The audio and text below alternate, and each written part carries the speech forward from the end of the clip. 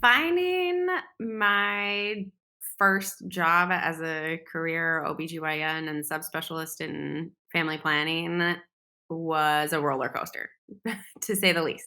I knew how these different organizations could write your contract in ways to like restrict what you do on your own time. So I was very clear when I was applying to several places that it was important to me that I was able to contract on my own time and provide abortion care on my own time.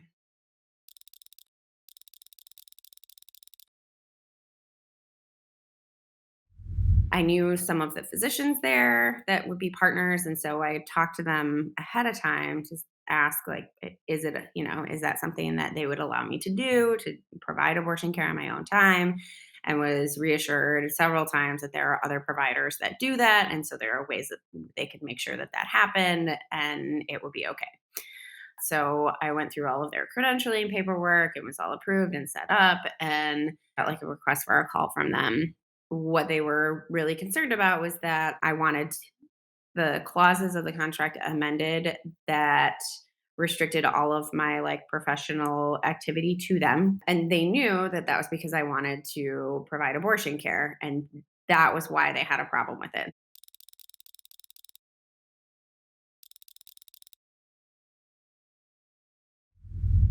I was literally nursing my new baby while they told me they were withdrawing my offer. And now suddenly it seemed like everything was just falling apart. So I was terrified that we were suddenly going to lose our house and, like we weren't going to be able to pay all of our bills. I had to figure something out fast. I definitely weighed giving up on providing abortion care, even if it was just short term, because I felt like, how could I have possibly spent 2 extra years doing this fellowship training, separating from my family and my husband for that training? And how could this be recognized as a subspecialty in my medical specialty? And yet I can't do this. This is a medical subspecialty. This is medical care. How can you possibly tell me that it is illegal? It feels so wrong.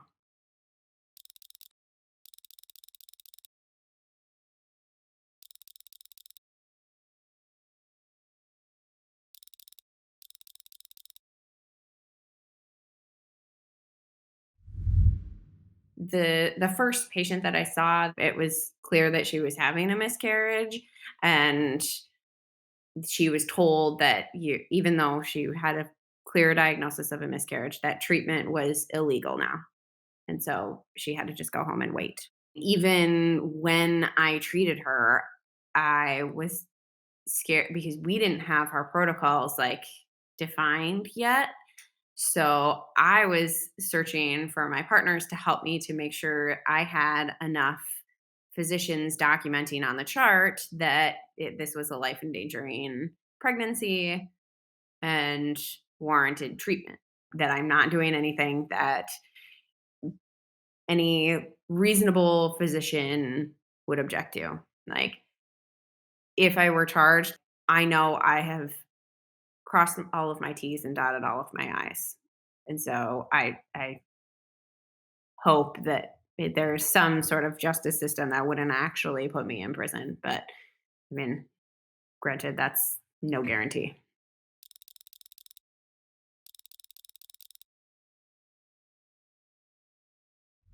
And there are definitely times that I'm like, "Ugh, that was this really worth it?" And probably more so actually before the Dobbs decision. Um, I thought about that, but now that the Dobbs decision has happened, I've actually felt that a little bit less because I feel like the training that I got in advocacy and things is like the only thing that can potentially maybe help. We need people like me and my colleagues to keep this going. to have the flexibility and the experience to know how to adjust to keep our patients cared for. Which is not to say that women won't lose out on care, because they definitely will. There's no way we're going to be able to take care of every person looking for abortion care in states where it is now illegal. There will be women who will be forced to stay pregnant because of the laws in their state. But I know that there are so many people, and having the community of people in family planning helps me to know that there are people who will go to the ends of the earth to make sure that we take care of as many people as we can.